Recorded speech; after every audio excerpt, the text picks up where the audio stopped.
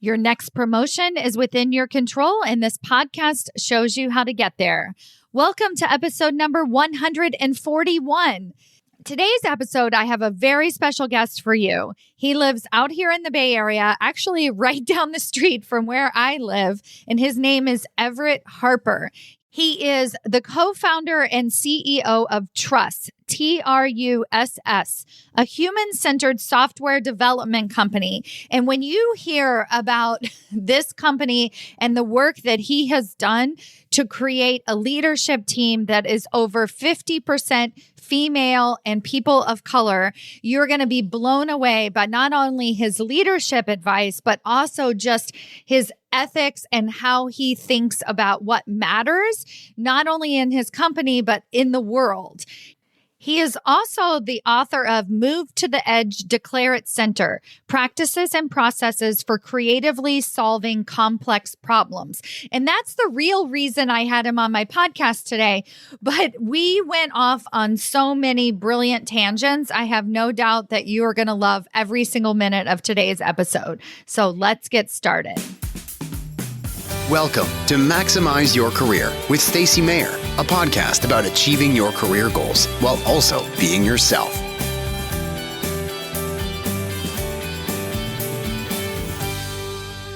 Hello, everyone. Welcome to another episode of Maximize Your Career. I'm your host, Stacy Mayer, and super excited, as always, to be here with you again this week.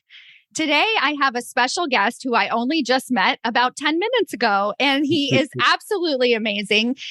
As you know, I live in Berkeley, California. He is right across the street from me in Oakland. I've been following him on Instagram ever since his publicist reached out to me, and the work that he's doing in Oakland is really phenomenal. And then he's also just an incredible CEO in his own right. And I'm super excited to have him on today's episode to talk to us about his journey, what has gotten him to his levels of success, and then obviously his mission and what he hopes to change for other leaders in the future. Thank you, Everett. Thank you so much for being here. Thank you. Yeah, I'm looking forward to this, the virtual local podcast. I know, right? It's crazy. You know, I've seen these podcasts where people record in their living room and they sit on their couches and stuff in person. And I used to always want to do that. And really, no, not anymore. I was telling Everett, I was like out with my kids this morning. We were at the beach and then I came home, record this podcast. I'm kind of digging it. I don't mind this life. Nice. Well done. Well, let me do a more formal introduction of Everett and then we'll just dive right in. In times of uncertainty, it can be incredibly challenging for organizations and teams to solve complex problems and find innovative solutions. In the new book, Move to the Edge, Declare It Center, author Everett Harper, an entrepreneur, strategist, the CEO and co-founder of Truss, shares effective methods for decision-making in situations where there may be a lack of complete information, ways to sustain teams during uncertain and stressful periods, kind of like every day right now, and effective techniques for managing personal anxiety. Ooh, thank you. A crucial leadership skill. Everett, thank you again so much for being here today. Thank you. Yeah, I appreciate it. And thanks for the introduction. All right, let's just start with what are some of your secrets to success? It's in some ways, it's not a secret, but it might be the way putting it together. So for me, high performance is hard work and recovery. So everybody says hard work, but it's actually the recovery that actually matters as well. I was a national championship athlete. I won a national championship with Duke for soccer. And you can work really hard, but if you keep going, your body will break down. And a lot of that exercise physiology actually affects the same way people at work. So you can't work at a high performing level 90 hours a week every single week. Your performance goes down. So how to do recovery in a way that bolsters high performance is one of the secrets. And if anybody is doubting that, the last 2 years of our pandemic where everybody has been real tired and burnt out should just remind folks that that is definitely the case. There's a couple other things. One is I'm comfortable being uncomfortable. That is one of the chapters of the book, because if you're trying to make change, especially if you're trying to be a leader, you're going to get into uncomfortable situations daily. The good news is you can actually practice for that ahead of time. And so that is one thing that I've been able to build up.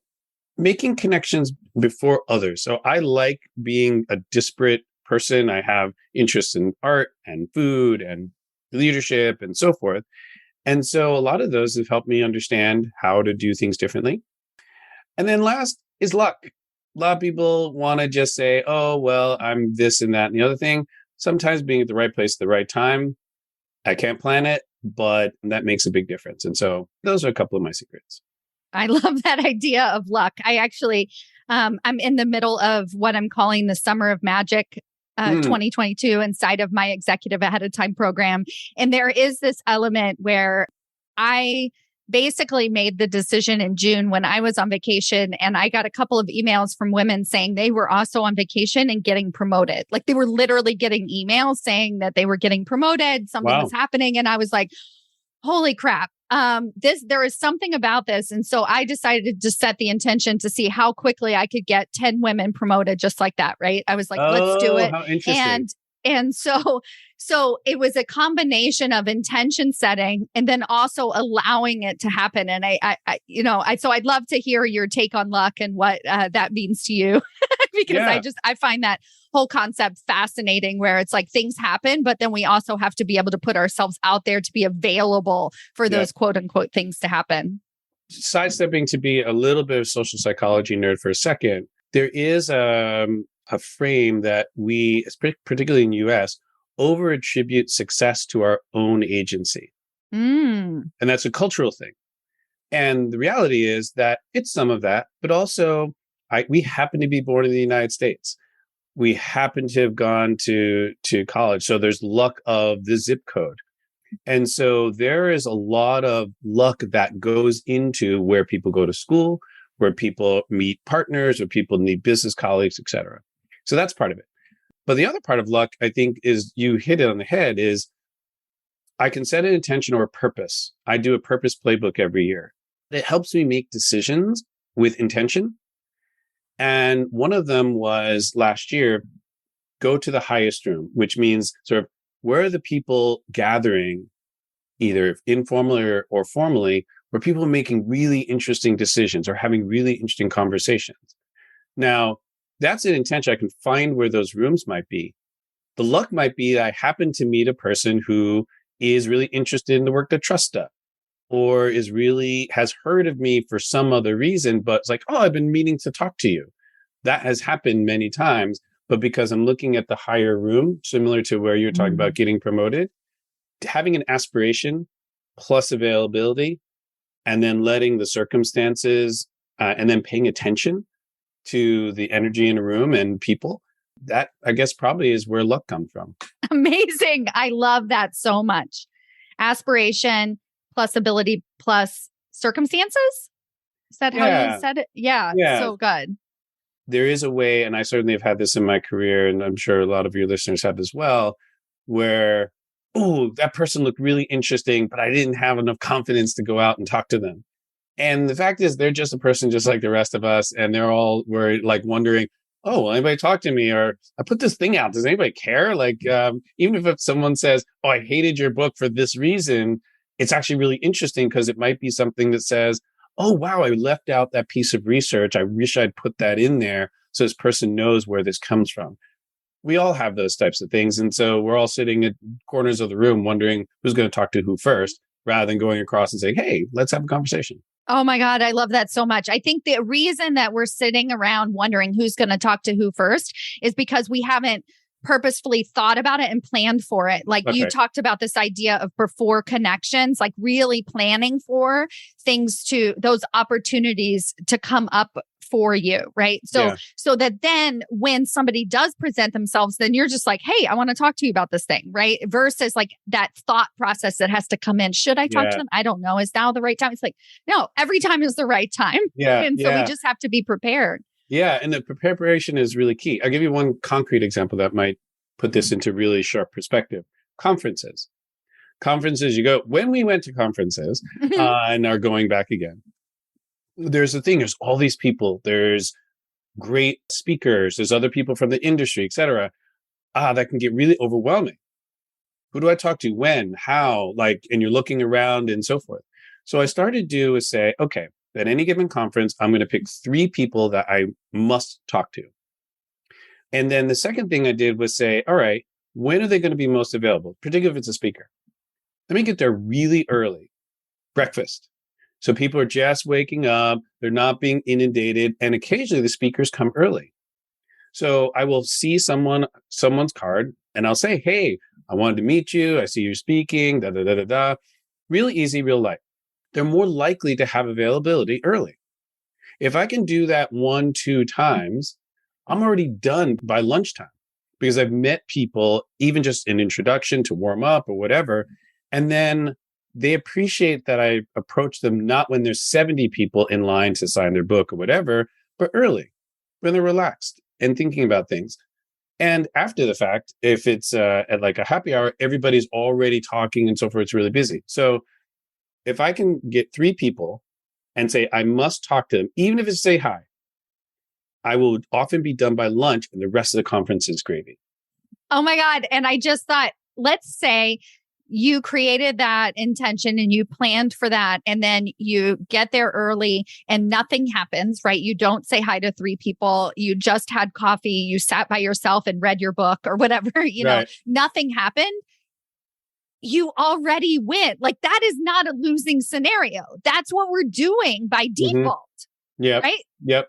And so you can only win by creating these scenarios for yourself. Like it can only go well. Yeah. And in some ways, I forgot one piece. If I get there early, I introduce myself to not somebody on my list, but to a stranger. Yeah. That you get that first one out of the way. The second one is a lot easier. It's the preparation, setting intention, and then taking that first small action. That first small action then leads to confidence, which maybe leads to the second one and the third one. And again, by lunch, you're done. Amazing. So as I'm listening to you talk, you're a very eloquent speaker. I know that you do speaking gigs. You obviously have written this book and you have these thought points that you've put together as a leader. You're like, this is what I've done to create my success, these 5 points and all these things. Did you always think about your leadership that way, back since the time of playing for Duke? Or is that something that you have learned to cultivate? That way you can make these connections. You can show up as that executive leader all of the time, or, mostly all of the time, right. and actually have something to add to the conversation. So how did your leadership journey unfold? It's funny that you say that, I have these 3 points or 5 points. Most of the time I don't. I do for these kinds of events. And writing a book is actually really helpful because what do I think? Yeah, How exactly. do I encapsulate this? Would anybody understand? So in some ways, it's sort of the writing of the book and putting it into words forces this sort of recognition. Nah, that isn't it. Or, oh, that's something I didn't even think of. Okay, cool. And then I will often test it out. I'll ask other people. So in terms of that self-awareness, it's evolved. There are certain things when I was early in my career that I never want to do again, right? Not in terms of the job, but skills. I don't want to be a spreadsheet jockey, right? I'm good at spreadsheets, but that's not what I want in my career. So I have to take that and learn how do I use that in other ways. So particularly in terms of being a leader, there's a lot of things that go into making that transition and then seeing oneself as a leader. So I think the short answer is it's evolved. I love it too, because one of the things that I thought about as you were talking is you test it. Yeah, that's what you said. You were like, I didn't sit in a vacuum and come up with 5 bullets. I actually was like, does this resonate with people? Absolutely. And as a leader, when we're having a conversation about our leadership style or talking to people at a conference or making these connections, when we start to practice, like, what do I stand for? Oh, what are my secrets of success? What have I accomplished in my life? Right. It really only comes out in conversation, right? It doesn't come out through the void of sitting in your room and planning and getting it perfect. Right. And so it's being willing to try that out in real time, see if somebody reacts to it, how they resonate with it. Another thing I love is when it starts to be repeatable, right? So when people start referring to you as that type of leader, then you're like, oh, that was it. Right. Exactly. So you talked for a bit. I call it like a corporate athlete, this idea of recovery. That was one topic that you touched on because in the opening, we could literally talk about all 5 of the things you do in their own right. But I'm really interested in that because I think one of the challenges for people as they continue to raise their hand for higher level positions is this idea that it's like, I'm already overwhelmed. I'm already working so hard. I'm already in the weeds, right? How do I raise my hand for something more? Because I feel like I'm always on this breaking point. And I think that we can be at that breaking point at many different stages in our career. And so what are some of these recovery practices that we can put into place to be incredibly intentional? So as we raise our hand for more, as we take on more responsibility, we're able to let go of the things like the spreadsheet jockey or whatever is not serving us. Yeah. So I think I'll answer that question in 2 pieces. One is, what do I need to do or what do people need to do personally, or my thoughts about what I do personally? And then there's the preparation for everybody else, because they have a role in, if you're going to raise your hand for a new role, presumably they have an expectation of what you deliver, but you have an expectation of what you should deliver. And I'll get to that in a second. So the things that I do personally to sort of prepare are a couple. One, I have a meditation practice I've had for 25 years. And that doesn't mean you have to have 25 years to do this. I started at some point and I was terrible at it for many, many years until I realized that it's not about being terrible. It's about sitting, breathing, figuring out presence, understanding awareness, dropping in. And even in a moment like right now, you can drop in. And that creates so much openness and awareness. That's the first thing. The second is I do have people I go to for advice. So that feedback, quick feedback is so important, not only within my peers, which I continue to do, but also externally. How are they seeing me? Are the things that I'm doing being seen in the way that I intend? As you said, there's no way to know that until you ask. And usually people are thrilled to say. And even better, having those close friends that are there to say, hey, Ev, you know what? That didn't land so good. And here's why it didn't land so good or so well. And that's really important because I may have the best of intentions, but if it didn't land, okay, I got to figure out something new. I have a sense that you're really good at this. So I'm going to put you on the spot. We'll see if this goes well. Okay.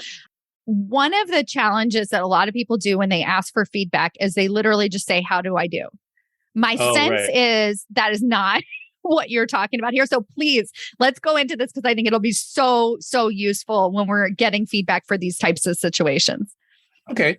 I'll go with the book, for example, but it could be any written piece of information, particularly if it's something new.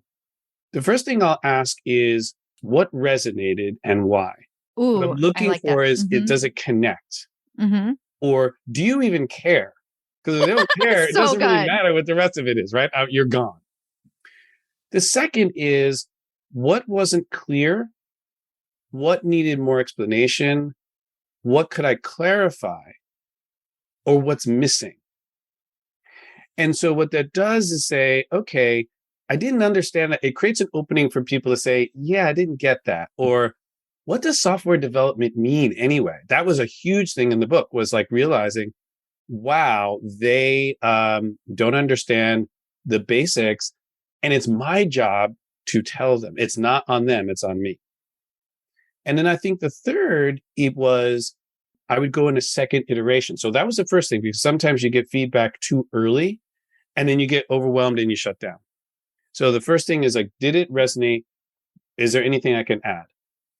Then the next step or the next stage, and I wouldn't use the same person. I'd have a different person if it's a little bit more complete and say, what would you use this for? How would you recommend this? Would you recommend this to somebody else and why? Because that gets into, is this useful? So it's one thing to say, I enjoyed it. But if I can't apply it, or if I don't see where it applies to my situation, then it's not as useful. The overall point being that feedback that I think is meaningful is about the impact on others. Mm-hmm. And if they can articulate that, then I have so much more information than if I said, did I do good? Somebody said, yeah, you did good. I would never use you again. I wouldn't talk to you again. I would never recommend this book. But for you, yeah, sure, whatever. I think that's probably. Oh my God, those are brilliant questions. And obviously, we have the show notes to this episode. So print them out. Those are just really great questions to ask when you're asking for feedback. I love that so much. Yeah, thanks. So there was a second part to what you were talking about, something about framing other people's expectations. Let's touch on that for a minute. If you're talking about raising your hand for a new opportunity. Oh, yes, that's right. Yeah. Yeah. Then that person who said, here's an opportunity, has an expectation of what that opportunity is. If I raise my hand, also have an expectation. But there's no guarantee those are the same expectations. Yeah. And the reason I raised this is there was an executive coach. I can't remember. I wish I could quote it. But basically, this person said he's hired a lot of people. And they said a lot of what happens between managers and people who work for them is the person does something, does it to their best of their ability, but the manager says, that's not what I asked for. And what often happens is that the manager didn't make clear what their expectations were, or what they expected, or what the definition of done was. Mm-hmm. So everybody's operating. So if you don't have that conversation, the person who did the thing said, wow, I put a lot of effort into that. They're not pleased. Like, what do I do now? So they redo it and it's not. So you can see the cycle going poorly. It's actually on the manager's responsibility to make sure, did you understand what my expectations were? Can you repeat it back? Here's an example, and then check. Do we align on what the expectations are? So that thinking was behind the question, which is, if I'm raising my hand for something, I have an expectation of what it is. So the next conversation is, so here's what I think it is, or what do you expect from that opportunity? Here's what I expect from that opportunity. And this is the key part. What do I drop in order to do the new role? Right? Yes. Because you started with saying you're really stressed out. You got a lot going on. If you're taking on a new role, that means you don't do a new role and the old thing. It means, are we clear that we're dropping a whole bunch of the other thing so I can learn how to do this new role? Oh my God, my brain is exploding. So I just thought about this unbelievably brilliant moment from a leader who actually promoted one of my clients, and she was given a role. She's like, I want you to work for me. So it was a completely different org. It was totally different group, same company, but completely different org. And that leader told her from the beginning, I do not want you to be the expert. You are not the expert. And she kept iterating that. And so not only was my client able to relax into the role, she was able to ask questions. She was empowered to go out and find the answers versus like doing everything herself. And I think so often we have this, maybe a leader actually brought us in because of our brilliant leadership, like genuinely. They didn't want us to have all the answers. They don't want us to be in the weeds, but yet we're so used to that attitude and doing everything ourselves. And, one thing I will always empower the women to do is to actually ask, like, why do you want me in this role? Why are you suggesting that I apply for this? Why are you bringing me on? And genuinely, they will point to their leadership. They won't always say, because you're the smartest person and you know all the answers, right? That gives you that freedom to be able to show up and do the work that quite frankly, over and over again, I'll hear from executives. They're like, I want them to be less in the weeds. They're not. Without question. Yeah, exactly. Oh, yeah. I think that is probably one of the more important challenge, probably the most important challenge with going into this transition between sort of a individual contributor role into a leadership role, is that you have to be able to zoom in and zoom out. You have to be able to manage other people's attention. So speaking of leadership, tell us about the work you're doing at Trust. Tell us about software. What is it that you're doing over there? So what Trust, so we founded it in 2012. So we're a decade old, which is amazing to me still. Fresh off the presses, we were just voted to be part of the Inc. 5000 fastest growing companies in the United States. for the third year running. So that literally happened this morning. So I'm glad to sort of do Wow. a little Oh, shout out. congratulations. Yeah. And it's credit to the people on the team, the Trussels, as we call our employees, the Trussels on team who have worked really, really hard and do really great creative work, and to our clients who trusted us to solve some of their more complex problems. So what do? We solve really hard problems for public agencies and for commercial clients, often Fortune 500 clients, that revolve around software. And software, whether you call it software is eating the world or software is a superpower, so much of our world runs on some form of software. And often that software is not very good and is not very centered toward the human experience. So anybody at a DMV will be able to attest to that, right? It's sort of a typical situation. So we're often called in to help design new systems. So we got our start with helping to fix healthcare.gov. Highly complex problem, very, very high stress and high responsibility. And we're able to do that. And lots of unknowns. So as my co-founder Mark says, we run to the trash fire, not away from it. And that went well. And so they asked us back.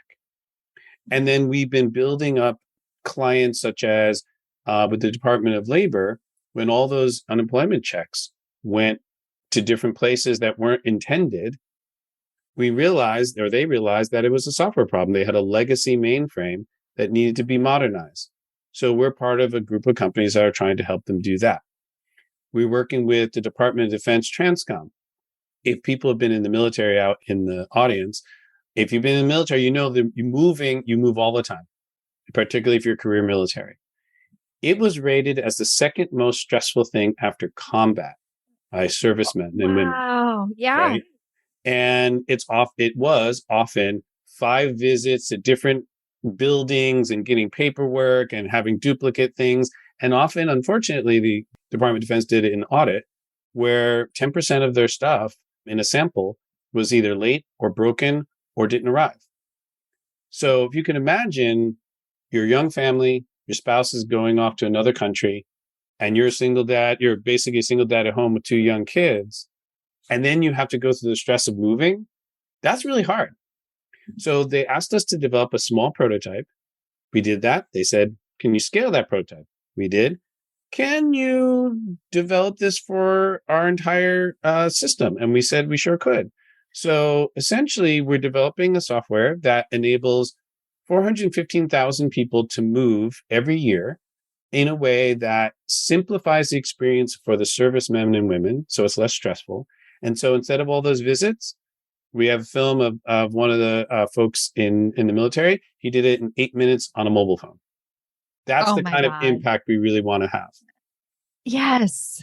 So, Wow. yeah. Oh, I love this so much. And you talk in your book about solving complex problems. I think Right. that's so this is a great transition to talk about your book and how you take the work that you're doing at Trust and really describe in here some ways that we can what does it say? Practices and processes for creatively solving complex problems. Yeah, that's right. It's a mouthful, but so let me give a quick summary for folks.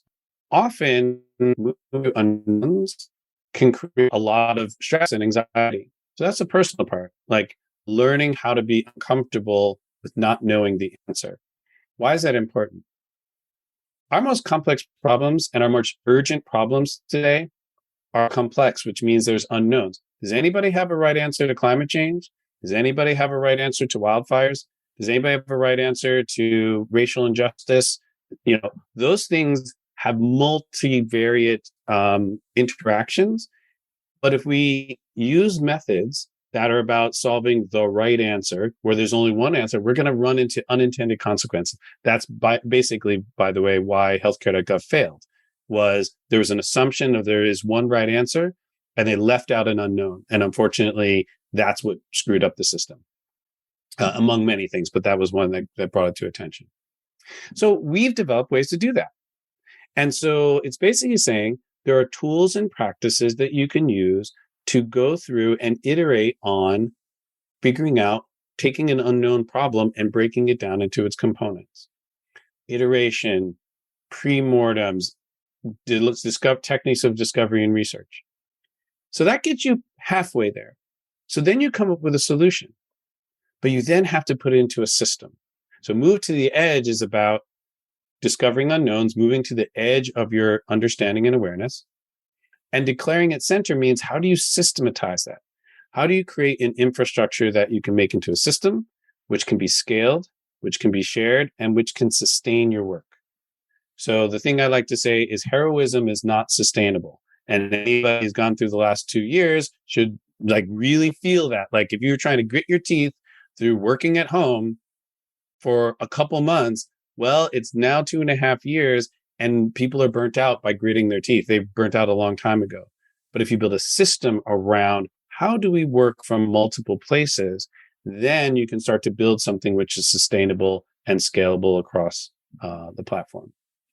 Yes. You were talking about meditation, and I built a system in 2020 to kind of survive this pandemic, to just it was this is what we're going to do. And really it wasn't just grit. I was like, this is my system. This is how I'm going to get through this. That's and, right. And then I noticed that in 2021, that system kind of went away, and sort of like you're half in, half out. And then in 2022, I have just literally doubled down on meditation. That's my system. Right. I'm like, I just have to sit every single day. Right. And that's bringing me back to what I need to be doing and how I can make each day stronger and solve the complex problems of my life, of my business, everything. Right.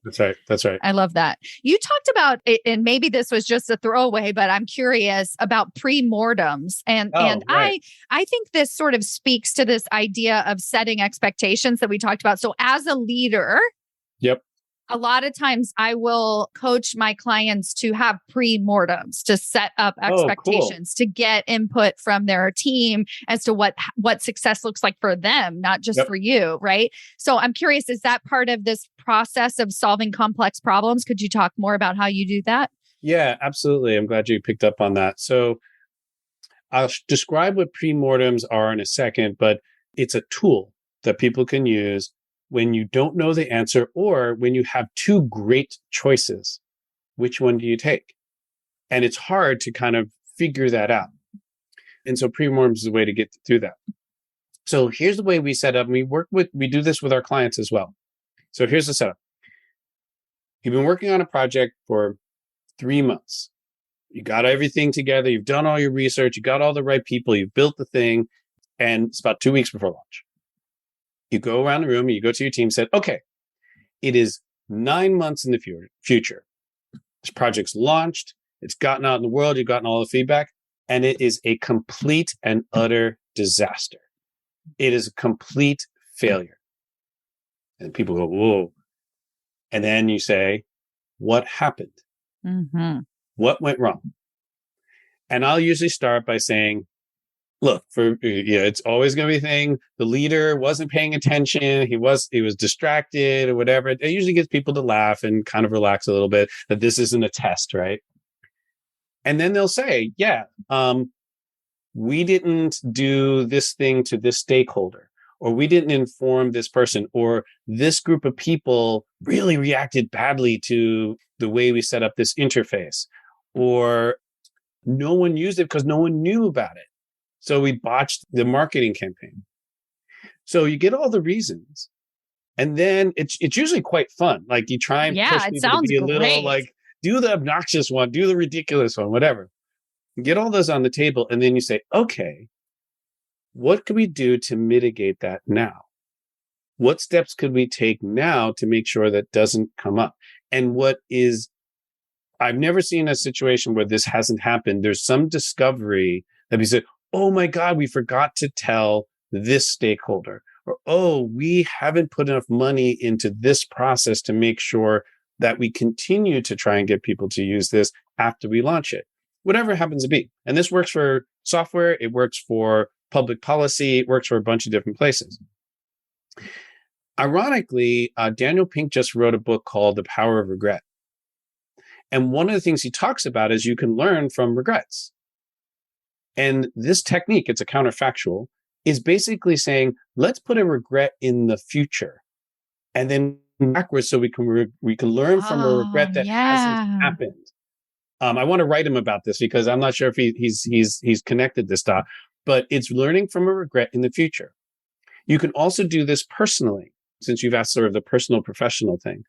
I was trying to make a choice between grad schools, is Michigan and Stanford. I had great choices. I didn't know what to do. And so this woman said to me, you got to write a letter to yourself. Like, okay, what does that mean? And so we walked across Stanford's campus and she told me this story. So what you got to do, pick one, Stanford or Michigan, and then write what is your life in a year from now. Mm-hmm. Write it in vivid, colorful detail. Where are you living? Who are you hanging out with? Do you have a pet? What's your commute like? What's your office like? What are you studying? How are you feeling about what you're studying? Are you nervous because there's calls?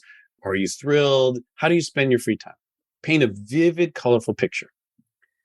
First thing that's going to happen is, as you're writing it, you're going to be like, oh, this is totally wrong. Can't do it. Don't want it. Great. Go to the other solution, the other challenge. Let's say you keep writing and you kind of get that psyched. All right, make the choice, write yourself a letter, close it up, put it in an envelope and say, do not open until that year period.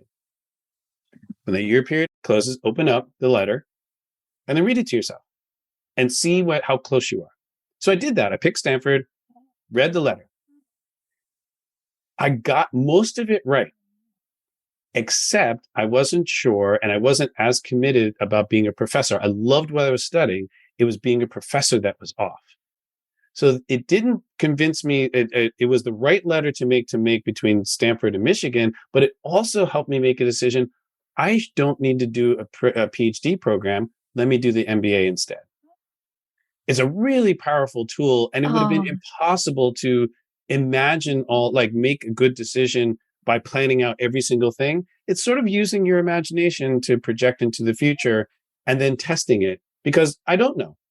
I love that. And I was just thinking as you were talking, I was like, oh, come on. You played soccer for Duke and you even considered Michigan, but that's just me. I went to Michigan, so I get it. Oh, okay. That's funny, Bill, because so this is for grad school, but Michigan didn't have famously, while Bo Schembechler was the coach, he said that he would not have a varsity soccer program at the university.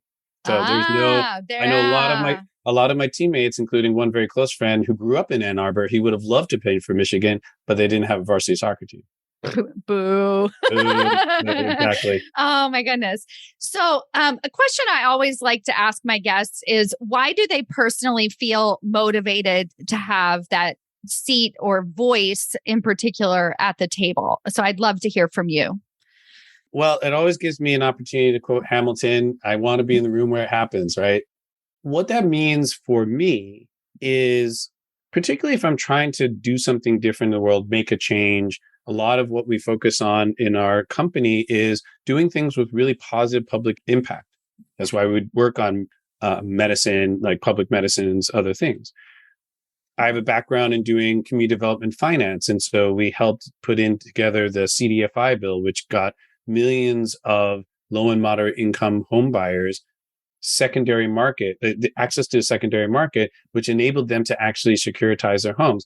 It created opportunity for millions of people to buy homes they wouldn't have been able to before. When you're trying to make something happen that's different, my experience and of many others is that you're going to come across people who disagree with you and maybe who even don't like you being at the table. But that's a requirement if you're trying to change the rules, because if the rule was different, I wouldn't need to be at the table. Yeah. If the change wasn't necessary to happen, I wouldn't need to be at the table.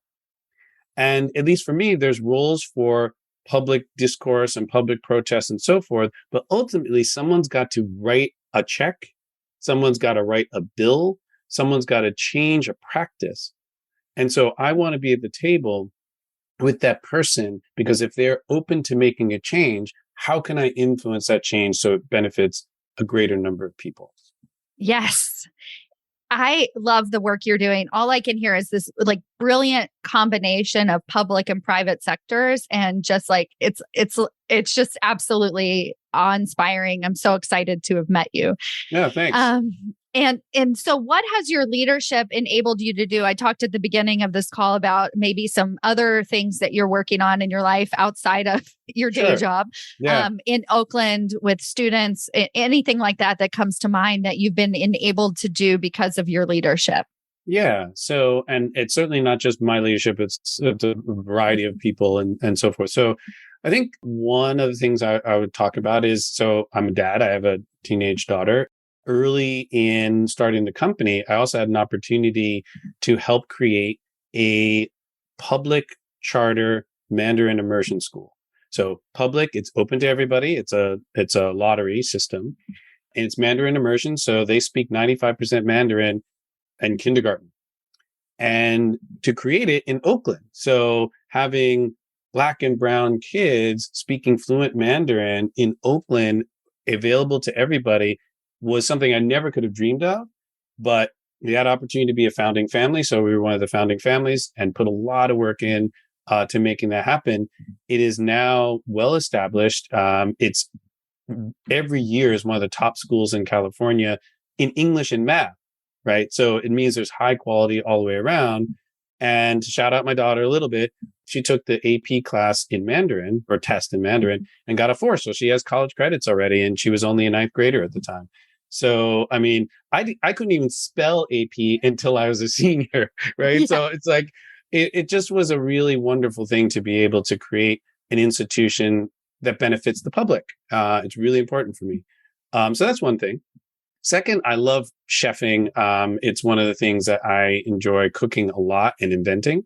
And it's sort of it's a combination of creativity and meditation. There's something about cooking, chopping vegetables and stirring things and so forth, which if I drop in, it's very meditative. There's a reason why the Thich Nhat Hanh's quote, wash the dishes to wash the dishes, was so impactful for me because it meant that meditation could be something that's done every day in everyday circumstances if you're mindful about your activity. So I enjoy that both for creativity and the relaxation part of it. I see a dinner in our future. Yeah, absolutely. Sorry, just saying. Yeah, just saying. So I'm really excited about that kind of a thing.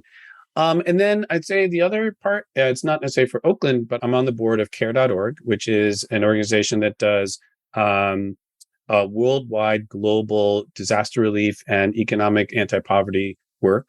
Has been in existence since the end of World War II. They're the originators of the care package. That was what was flown over to Germany and dropped off in great numbers.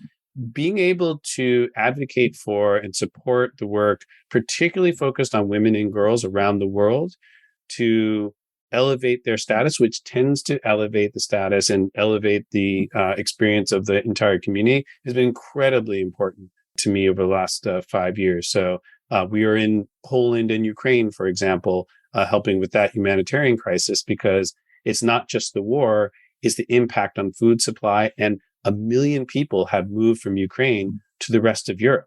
How do you accommodate that great movement? So that's been important for me to actually also play a role in. Great. Wow. So how can people find you on the internet? Learn more about you. I have a website, everettharper.com. My company, trust.works. You can find out a lot more about what we do. We also are hiring. And I'll say a little quick thing. We have a highly diverse organization. So half our leadership team and management team are women. We have 35% people of color across the range, 25% LGBTQI. And so yesterday we had an affinity group meeting with some of our folks, Black folks at Trust. And it was me and 8 women, all of whom are experts in design, delivery, engineering. And I was thinking, I couldn't have had this many people in a room for all of our companies back in 1996 when I first got here. And so being able to see folks at my own company is just a dream come true. So, and anybody who comes to the site can see that. So if you want some more of that, please join us. And then finally on Twitter, Everett Harper, IG, Everett Harper, I have them all the same. So it isn't anything else to remember. And obviously your book, which we'll link to in the show notes as well. Yeah, thanks. And it's available on from multiple places, as well as audiobook, as well as ebook. So any form you want it, you can get it. And please, if you read it, let me know how it went. Leave a review, write me directly and say, I disagree or I agree, because that's exciting and it creates new conversations, which I really value. One more thing before we go. So an up and coming leader looking to get ahead in their career, what is one final piece of advice that you would have for them as they continue to grow? 2 pieces of advice. 1, train for discomfort.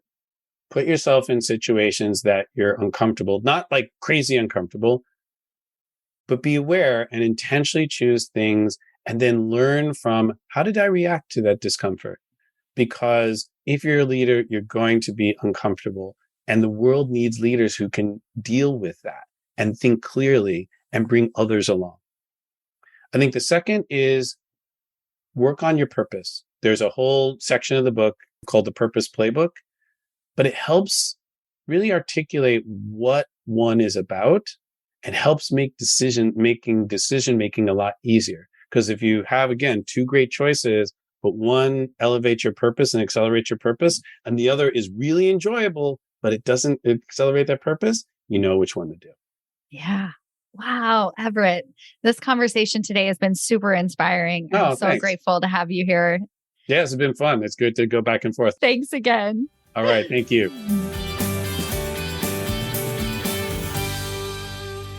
Before you go, I want to invite you to join us inside of Executive Ahead of Time. Executive Ahead of Time is what I call my little army of corporate badasses that are doubling the number of women promoted to the executive suite each and every year worldwide. Inside this group coaching intensive program where you get weekly coaching and guidance from me, you're going to learn how to not only land your next promotion, but to have success once you get there. And by success, I mean an actual voice at the table, the ability to step into your true, authentic corporate badass self, and a community of other corporate badasses where we're learning from each other, challenging each other, and stepping in to that next level of leadership. If this sounds exciting to you, I invite you to join us now at www.executiveaheadoftime.com.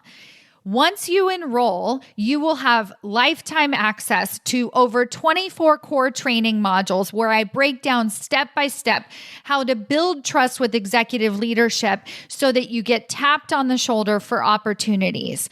You'll receive weekly coaching and directed guidance from me, and we'll have roundtable discussions with the other corporate badasses in the group.